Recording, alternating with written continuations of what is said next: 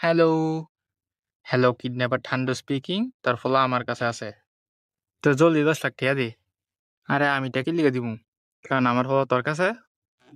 এর লিগে তুই তোর ফলার নিবি আমার টিয়া দিয়ে যাবি। আচ্ছা আমি লিয়ে যাবো তো টিয়া আমি দিব। হ তাদের তুই লেগে আমার টিয়া দিয়ে গেলি নাকি লিগা?